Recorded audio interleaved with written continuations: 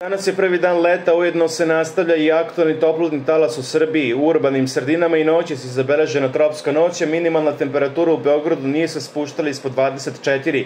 Već u 10 časova temperature su dostigle 30.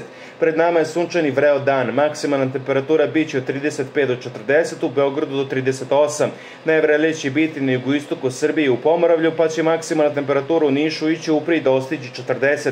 Inače, iznad našeg područja prostire se izražen termički visinski greben, a u sklopu jugozapadnog visinskog strujanja stiže nam vrela vazdušna masa sa severa Afrike. Osim vrelog vazduha sa severa Afrike, visinskim strujama stižu nam i veće količine čestica pustinskog peska i prašine iz Sahare, pa je atmosfera zamućena. U ovim predelima gde bude bilo padavina, padaće prljava kiša, odnosno sa česticama peska, što je uobičajena pojava pri aktualnoj sinoptičkoj situaciji.